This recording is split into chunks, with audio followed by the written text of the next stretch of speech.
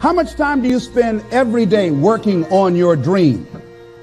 In the last 90 days, how many books have you read? In the last year, what new skill or knowledge have you acquired? What kind of investment have you made in you? You don't want it badder than you want to party. You don't want it as much as you want to be cool. Most of you don't want success as much as you want to sleep. Some of you love sleep more than you love success. And I'm here to tell you today, if you're going to be successful, you got to be willing to give up sleep. There is no shortcut. There is no hack. There's no sweatless solution. You're gonna have to work. There is always weakness to work on. Always. A lot of them. Why would we allow ourselves to make easy excuses? Why would you allow that? Are you going to make today count? Because that's all you can control. And that's all that matters.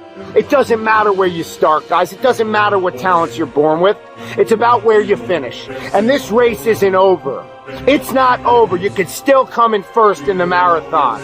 But you gotta start today. You gotta start now. You have everything you have. Everything you need is inside you. But I realize that doesn't mean just because you don't think you're good enough doesn't mean you can't be good. Doesn't mean you can't be great. Doesn't mean you can't carry on. But it's not going to always be like this. Your condition is not your conclusion. Nothing is impossible. So you have to decide before you leave, what's that first thing that's been impossible for you? I want you to attack it and overcome it. Because if you run from the adversity that you're going through today, you'll forever be at that level in which you're going through for the rest of your life. One day you'll look back on your life and appreciate the struggle and have nothing but gratitude for everything that happened along the way. And you come to recognize that in return, you're given the chance to earn the greatest edge of all, and one that can never be taken away. You have enough right now to change your life. You have enough right now to flip this world upside down. You have enough. You got enough power. You got enough anointing. You got enough grace. You got enough patience. You got enough gifting to make your money, get out of debt, get yourself together, and change everything about your world. Realize that you have the ability to make an impact. You have an opportunity to change that story in your head. Put yourself out there, because when you do, amazing things happen. The essence of life is growth. The essence of life is growth, to do the best you can. And here's what's interesting. Humans are the only life form that will do less than they possibly can. Humans are the only life form that will settle for less. Every other life form except human beings strive to its maximum capacity. How tall will a tree grow? Approximately as tall as it possibly can. You never heard of a tree growing half as high as it could. No, trees don't grow half. Trees send their roots down as deep as possible, stretch their limbs up as high as possible, produce every leaf possible and every fruit possible. As a matter of fact, you never heard of a human physically growing half. We keep growing until we're done. Now that's a part of life we can't control. It's genetically coded. And that's probably why we keep growing till we're done. Because we can't control that part. It's the rest of our growing that we control. The growing of our minds, the expansion of our minds, that we can control. And that's what tends to get away from us. All life forms inherently strive to their max except human beings. Now, why wouldn't human beings strive to their maximum possibility? Here's why. Because we've been given the dignity of choice. It makes us different than alligators and trees and birds. The dignity of choice makes us different than all other life forms. And here's the choice: to become part of what we could be, enough to get by, or to become all that we can be. My best advice for you is to choose the all. Earn all you can, make all the friends you can, read as many books as you can, develop as many skills as you can, see as much as possible, do as much as possible, make as much fortune as possible, give as much of it away as possible. The max. There's no life like it. I'm telling you, once I got on track, I've never looked back. Pick up the challenge. Go for it. Take the best of the two easies. Take the route of it's easy to get ahead. It's easy to do all you can. It's easy to succeed. It's easy to have financial freedom. The more you do, the more you get. See, if you're playing it safe, you're not going to win. If you're playing it safe, like that old saying, you know, you were taught when you're a little girl, better to be safe than sorry. Well, that's a bunch of crap. It's not better to be safe than sorry. It's by trying things that you figure out how far you can go. You got to get outside the box. Like it's reported, Edison tried 3,000 ways before he built the incandescent light. He said he didn't fail 3,000 times. He said there was 3,000 different steps to building a light bulb. Well, there's different steps to get to where you're going. And I really do treat winning and losing exactly the same. I do not let it upset me. Do you think that's a big part of why you're so successful? Well, it's part of why I enjoy it. Yeah, I think it is, because I'll try anything. Like if I'm into an idea, the idea of losing never enters my mind. See, I have worked with giants. I had the good fortune of working with Sir Edmund Hillary. He was the first man to stand on top of the world. And I worked with him on 3 different occasions. And the only difference in Ed Hillary and Bob Proctor is in his size. Now, he's gone now, but he was a big man. And he shook hands with me. His hand wrapped right around mine. I felt like a dwarf, you know. And talking to him, like it never entered his mind he wouldn't get to the top of the mountain. But he failed in 1951. He failed in 1952. It wasn't until 1953 that he got to the top of the mountain. You know, people had died for centuries trying to do that. But he said, I knew if I could see it in here, I could hold it out here. Stella Mann wrote that in a book. You can see it in your head, you can hold it in your hand. And that's right. And if you're not prepared to lose, you're never going to win, because you're always playing it safe. And there's no reward in that. Dare to go forward. Winston Churchill once said, courage is rightly considered the foremost of the virtues, because upon it all others depend. Courage is the chief distinguishing characteristic of the true leader. It is almost always visible in the leader's words and actions. It is absolutely indispensable to success, happiness, and the ability to motivate other people to be the best they can be. Follow through on your vision. In a way, it is easy to develop a big vision for yourself and for the person you want to be. It is easy to commit yourself to living with complete integrity. But it requires incredible courage to follow through on your vision and on your commitments.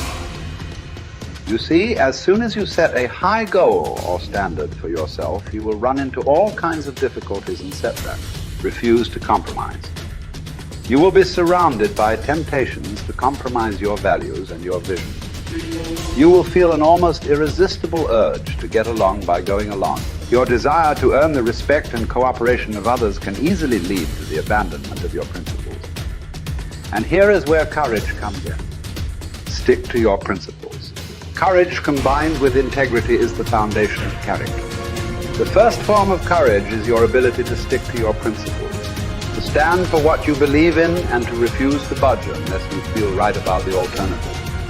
Courage is also the ability to step out in faith, to launch out into the unknown, and then to face the inevitable doubt and uncertainty that accompany every new venture.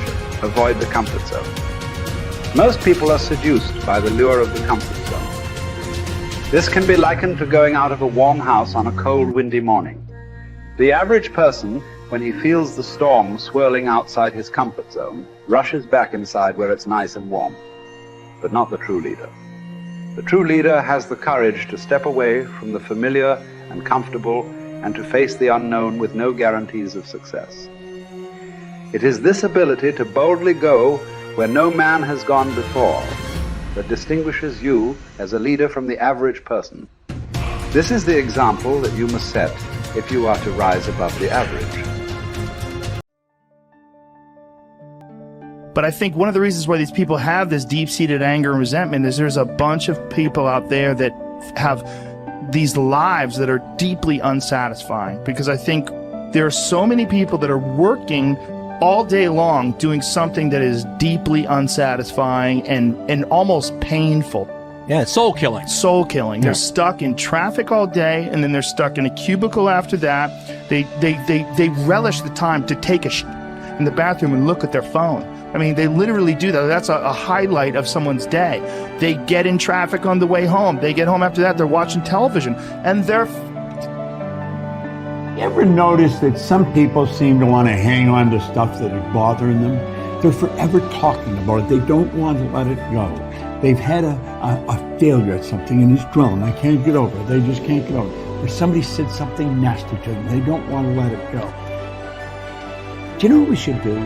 We should ask ourselves, everything that happens, is this serving you? Is this serving you? And if it's not serving you, get rid of it. You don't want anything in your life that's not serving you, that's not causing you to grow, that's not adding to the quality of your life. I don't care what it is. You will find some people, they just hold on to bad stuff. They hold on to problems. They don't want to seem to let it go. And that adds more problems. Whatever you focus on grows. The only thing that can grow is the thing you give energy to. Why would you hold on to anything that's not serving you? How bad does it have to get? I mean, to what denominator, to what lowest level do you have to reach before people really make up their mind to change? My message is, why wait? I mean, when you're feeling so altered emotionally, you feel so bad, that's the moment you could actually see yourself for the first time, because you're not answering your cell phone, you're not responding to all your texts, you're not watching TV, you're not going out to dinners, you're not calling people back. Something's altered in you and you're starting to become self-aware, right?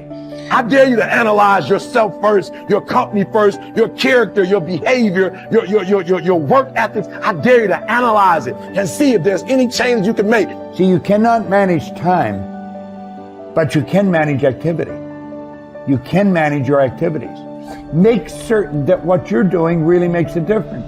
Make certain that you're spending your time on activities that are productive, that are taking you in the direction of your goal. If you think about the person that you want to become, what's that person do every day that you don't do right now? And when you start to do the thing that the person you want to become is doing, you leverage something called behavioral activation therapy. And that is a whole body of research that says when you act like the person you want to become, it's the most powerful way to change a habit. It's even better therapy than talk therapy, because the action proves to your brain that you're becoming that person. You're seeing the change through the action, and so then the brain catches up and starts to relate to you like a person that's confident, or a person who adores their appearance, or a person that celebrates themselves exactly as they are. Before you start the day, ask yourself, how do I want to think today? How do I want to feel? How do I want to behave? I mean, what would greatness look like? What would love look like today? What could I do that would be really cool for me at the end of the day? Say, wow, so I had a good day today. What would make me feel that way? And if you can't find an answer to that, start reading. Who reads anymore? Read a book. I read so many books a week. I know, I'm that way too. So read something about, you want to be wealthy? Read a book about someone who became wealthy, and get real and realize they may have failed 50 times before they actually pulled it off. Or what were their characteristics? What were their traits? What made them? It wasn't about their wealth. It was about who they became. That's the key, right? So fill your brain with a little knowledge, and then just start asking yourself, what's the greatest expression of myself that I can be today? And rehearse it. Rehearse how you're going to be. And then if it leads to a different choice, that's the unknown. Mm-hmm. And just know that it's not going to be predictable. It's going to be a little uncomfortable. That's where the magic happens. If you can stay relaxed and awake in the unknown, things get pretty exciting. When you're back to the known, you're back to the familiar. Don't expect anything to change in your life. And if you say it's that person or that circumstance, you defaulted and went back to the program of the victim, allowing your outer environment controlling your thoughts and feelings. If you truly do this well, this is what I discovered. If I truly feel the feelings of my future before they occur, and I live in that state, I'm no longer looking for it to happen. How could I look for it if I feel like it already has, right? So I try to stay in that state, because then I'm not separate from it. And that tends to be when the magic happens. There's no control anymore. There's no predicting. There's no perfectionism. There's none of. All there is just kind of an experiment. Like, I'm experimenting to see if I change my thoughts and feelings, if my life will change. And that should be the experiment everybody has. And do it with curiosity, and do it with just seeing if the experiment works. If it doesn't, change something else about yourself until it starts to work. Deciding who are we going to be. You know, we shouldn't hope to end up one day a magnificent, strong, beautiful, capable, kind, loving person. We should start living like that today, hopefully, so that we become that. That who we become is not an accident, but hopefully a purposeful intent. That our days and how we approach our days are literally driven by the intention of who we're going to bring. That we bring our character into each of the circumstances of our lives, and by doing that, maybe we can't always direct every circumstance of our life. We can't control everything, but we can certainly control our responses to them. We can certainly dictate who we're going to be in those circumstances, and that helps us achieve our ultimate destiny that we desire, not one that just lands on us. I think the other thing that really comes to people's into their power is when they really discover that, you know, each of our days is something that we can also design. Not just design who you're going to be. How are you going to design your day? What's this day going to be about? What's going to get your attention? What's going to get your focus? And what should not be getting your focus is just your inbox, or just what I call browser blackout, clicking around on all these blue links or images, or swiping here and swiping there, and then losing 4 or 5 hours of your day. Because what ends up happening for so many people is they lose 2 or 3 hours to distraction each day, maybe 4 hours of distraction of television a day. And over the course of their lives, now a decade is gone of opportunity, a decade of missed opportunities to connect with your family, to achieve your dreams, to work a little harder, to contribute that thing you always contribute, to learn that skill that you wanted to learn. Like, we have to decide on our days. We have to design them. We have to wake up and decide what this day is going to be about, what's going to get done, what's going to deserve our focus, who will we reach out to, instead of just responding to everybody else's needs. Look back over your life and ask yourself, what activities, behaviors, or decisions have been most responsible for my success in life to date? You will probably find that less than 5% of the things that you have said or done have accounted for most of the success you have enjoyed. You may find that it was your unique ability to solve a particular kind of problem or to take advantage of a particular type of opportunity. You may find that your special talent was an interpersonal skill that enabled you to influence and persuade other people at a particular time and place. You may find, on analysis, that it was an ability to take charge and accept responsibility for accomplishing a particular goal. Whatever has been responsible for your successes in life to date may be a good indication what you should be doing in the future. Analyze your work based on the measure that I call return on energy. Leaders in every field deliberately apply their talents and energies where they can achieve their greatest return on the amount of energy, mental, emotional, and physical, that they invest in any endeavor. They refuse to take on jobs or work in areas where they cannot perform at exceptional levels. They treat themselves as valuable resources, and they spend their energies very carefully. One of the questions that you might continually ask yourself is this the best possible use of my time and energy? Is what you are doing right now the most valuable thing that you could be doing, given your particular combination of talents and abilities? Often answering this question will help you to see that there is a vast difference between what you are currently doing and what you should be doing if you want to be fulfilling more of your potential. Once you have chosen your ideal job or occupation for this stage of your career, your biggest responsibility is to make the decision to become very good and then to become excellent at what you do.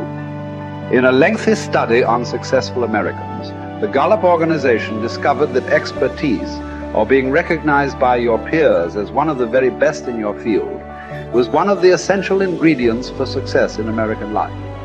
We said before that self-confidence comes from positive knowing rather than positive thinking.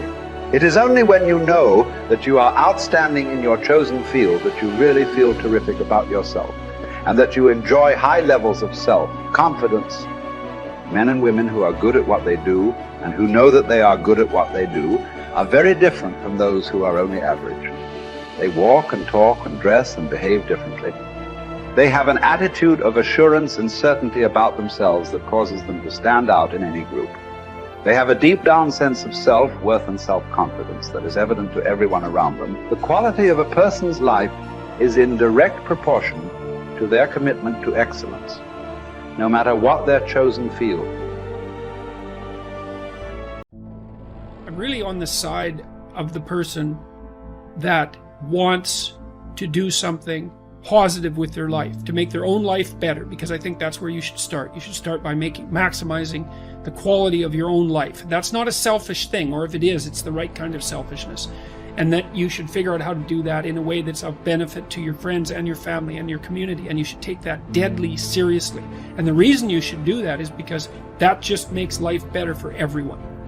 And it reduces a fair bit of the misery that would otherwise be part and parcel of life, and it makes everything function smoothly. And one of the things I'm really curious about is what the world would be like if everybody decided to do that, because human beings are really remarkable creatures, and we hobble ourselves very badly with deception and resentment and revenge and the desire to make things worse and arrogance and all those sins, let's say, that make us deviate from our true path. And our true path should be something like, imagine the noblest aim that you can conceptualize and then sacrifice your life to attempting to attain it. And there's nothing in that that isn't good for everyone. And so, apart from the fact that it requires a lot of responsibility, I just can't see why everyone wouldn't do that. You gotta go to the truth first. Who are you? Get really accountable and say, okay, who am I? What's the truth about me? Get to that dark place in your mind. Figure out. It may take months, it may take years. Figure out your purpose. Figure out what you want to be in life. And then from there, okay, I have my purpose. It may take a long time. No one knows their purpose because it's too loud. Find your purpose. From there, all right, you gotta start planning. People love the planning phase because it's very comfortable. Then from the planning phase, you gotta go to execution. So the execution phase we all hate, because that's where the real work begins, and that's when the failure happens, and the failure. So that, that's kind of how you have to do it. There's a tremendous amount of stuff you got to change and do. You have been given the message over and over and over, even though it's not true, that you don't deserve it, that there's something wrong with you. If you don't, at some point, be defiant against what the world or your past experience has pounded into your brain incorrectly, unfairly, you will forever be stuck with that story. You are not responsible for what happened to you. You survived what happened to you. But you do have a responsibility to heal yourself and to do the work to change so that you can be the happy, fulfilled person that you were born to be. In a moment when you feel alone, you can give yourself the boost, the support, the empowerment that you need to keep going. If it's important to you, you're going to find a way. You won't have to look for a resource. You will become resourceful. It's not always about the accomplishment. It's about the effort. If we can just keep the effort going, the excuse is irrelevant. Responsibility. That's what gives life meaning. It's like lift a load. Then you can tolerate yourself, right? Because look you're useless, easily hurt, easily killed. Why should you have any self-respect? That's the story of the fall. Pick something up and carry it. Make it heavy enough so that you can think, yeah, well, useless as I am, at least I could move that from there to there. Well, what's really cool about that is that when I talk to these crowds about this, the men's eyes light up. And that's I've seen that phenomenon because I've been talking about this mythological material for a long time. And I can see when I'm watching crowds, people, their eyebrows lift, their eyes light up because I put something together for them. And that's what mythological stories do. So I'm not taking responsibility for that. That's what the stories do. So I say the story and people go click, click, click, and their eyes light up. But this responsibility thing, that's a whole new order of this, is that young men are so hungry for that, it is unbelievable. And one of the things I've been talking to some of the people who've been running for the Conservative leadership in Canada, and I've been talking to them about, well, the difficulties they have communicating with young people, because Conservatives, what the hell are they going to sell to young people, right? Because being Conservative is something that happens when you're older. They can sell responsibility. I started realizing, man, just by going to war with myself every day and putting these challenges and these goals and these obstacles, these insurmountable obstacles. So it wasn't about losing 106 pounds. Me losing 5 pounds was an accomplishment. Me losing 10 pounds and then 50 pounds. And then the more I did this, the more I gained confidence. And then the more I gained confidence, the more I realized these Navy SEALs, man. These guys can't do what I'm doing right now. I had no coach, had no trainer, had no money. I didn't know how to lose weight. I had no knowledge of what I was doing. I was just working. I was just sacrificing. And then through that, all these different tools started coming up. But I would have never found these tools if I didn't put myself in a very uncomfortable place. We all look for toughness. We all want it, but we look for it in a comfortable environment. You will not find toughness in a comfortable environment. Those of you who are listening to this, whoever hear this, you will not find it. I will try and look for it everywhere. The only way you find it is to drown yourself in a position where you're just out of sorts, where you can't swim and you're drowning. Where you're drowning. You're drowning in life. Where you say, you know what, man? I'm going to figure out how to backstroke or something. I'm going to figure out how to, and then you figuring out all these tools. Your mind starts to, when you quit, your mind does this. Because you're out. Once you say, I'm not going to quit, this is the 40%. When you quit, your mind says, we're done. So it doesn't expand. There's no expansion when you quit. When you say, you, this sucks, I'm drowning, I'm miserable, I'm suffering, I'm broken, but I'm not going anywhere. What happens to your mind is it does this. It says, he's not leaving. So we got to expand. We got to grow. We got to figure this thing out. So then these compartments in your brain start to they have to work. They have to work. And then you start to engage parts of your mind that you never engaged before. But you can't engage it by sitting back in these nice chairs, drinking this nice water, talking to you, talking about what I want to do. That's where the 40% thing comes in. It comes in when you're in suffer mode and you say, I'm not going to quit. You're forcing your brain now to operate on a level it's not used to, but then it becomes used to it. Your inborn potential is extraordinary. You have within you right now the ability to achieve almost any goal that you can set for yourself. Your greatest responsibility to yourself is to invest the whatever time is required to become absolutely clear about exactly what it is you want and how you can best achieve it. The greater clarity you have regarding your true goals, the more of your potential you will unleash for good in your life. You have probably heard it said that the average person uses only 10 of his or her potential. The sad fact is that, according to Stanford University, the average person functions with only about 2 of his or her mental potential. The remainder just sits there in reserve, being saved up for some later time. This would be exactly as if your parents had left you a trust fund with $100,000 in it, but all you ever took out to spend was $2,000. The other $98,000 simply sat in the account unused throughout your life. The starting point of all goal attainment is desire. You must develop an intense, burning desire for your goals if you really want to achieve them.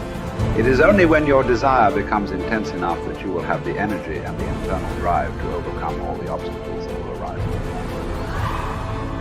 The good news is that almost anything that you want long enough and hard enough, you can ultimately achieve. The great oil billionaire H.L. Hunt was once asked the secret of success. He replied that success required 2 things and 2 things only. First, he said, you must know exactly what it is you want. Most people never make this decision.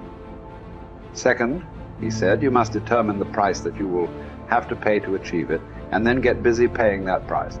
Setting goals, working toward them day by day, and ultimately achieving them is the key to happiness in life. Goal setting is so powerful that the very act of thinking about your goals makes you happy, even before you have taken the first step toward achieving them. To unlock and unleash your full potential, you should make a habit of daily goal setting and achieving for the rest of your life. You should develop a laser-like focus so that you are always thinking and talking about the things you want, rather than the things that you don't want.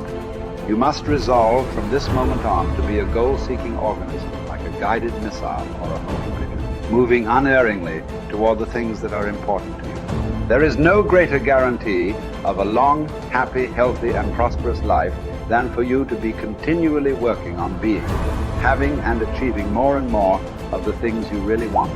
Clear goals enable you to release your full potential for personal and professional success. Goals enable you to overcome any obstacle and to make your future unlimited.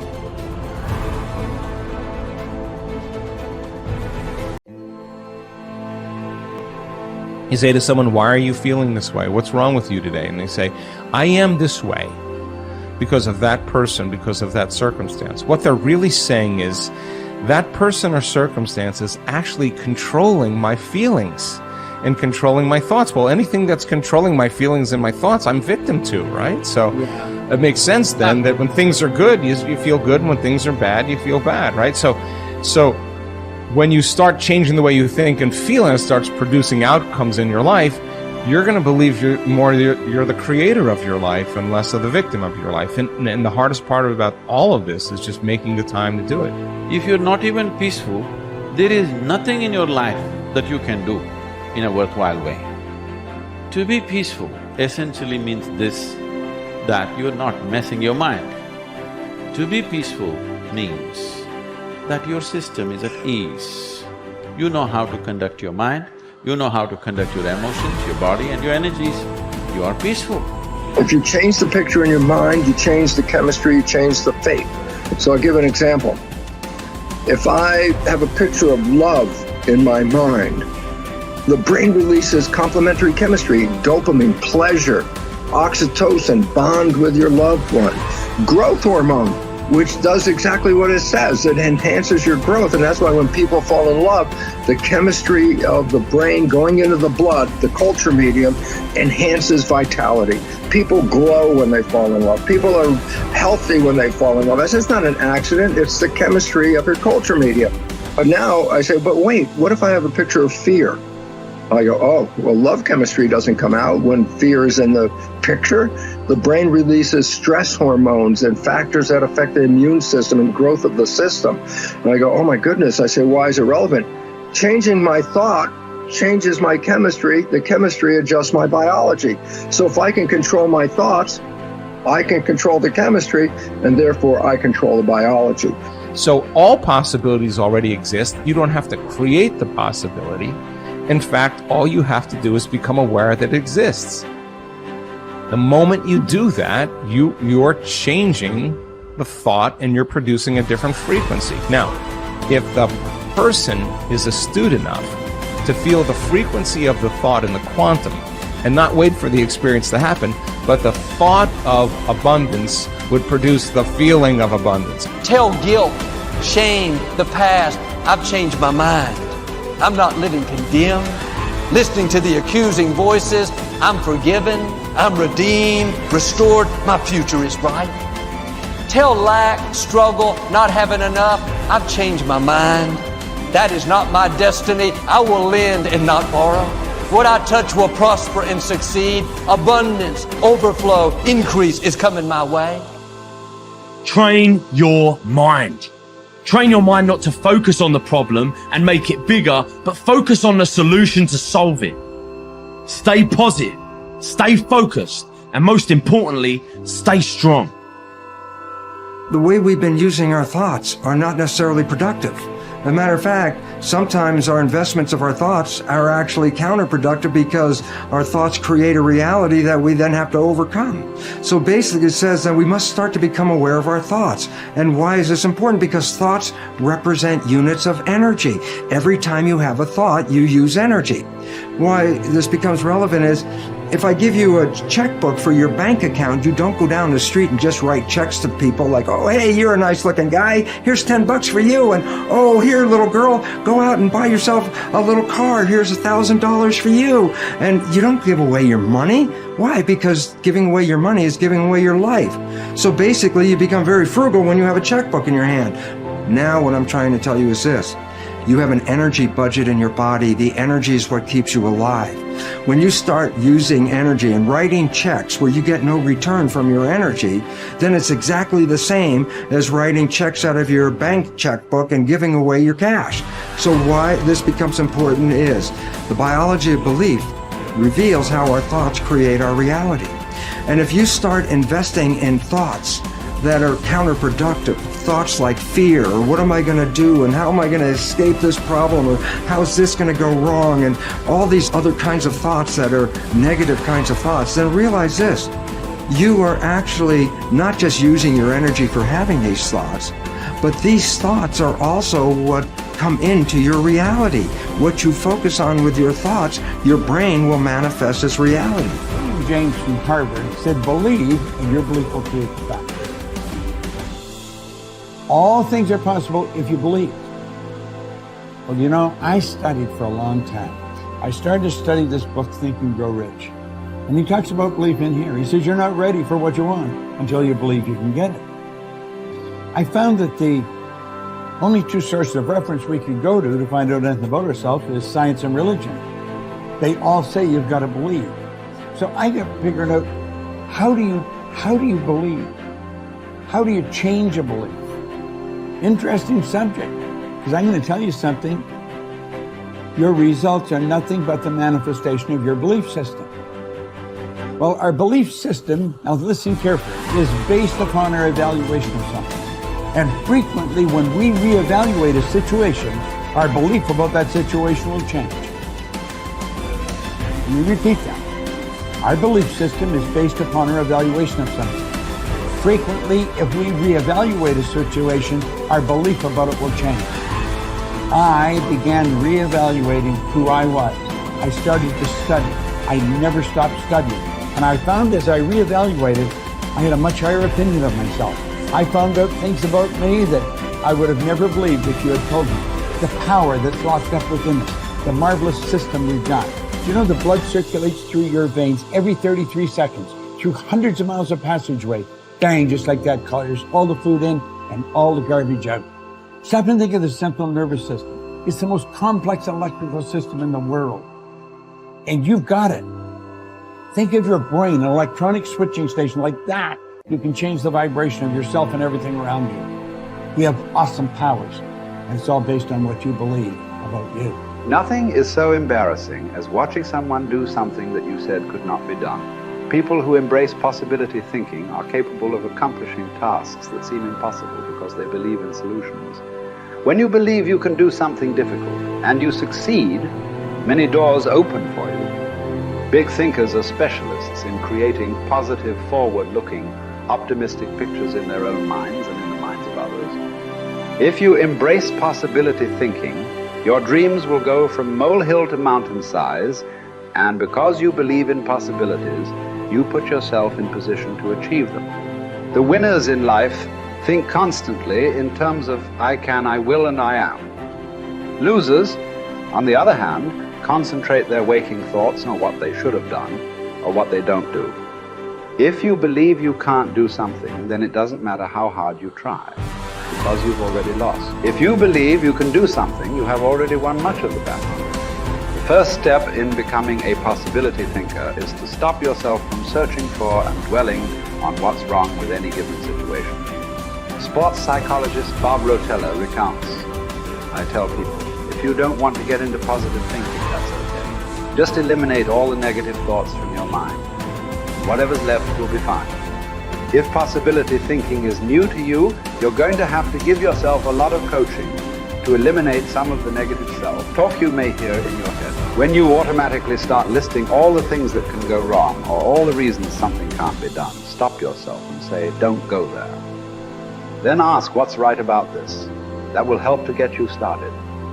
And if negativity is a really big problem for you and pessimistic things come out of your mouth before you've even thought them through, you may need to enlist the aid of a friend or family member to alert you every time you utter negative ideas.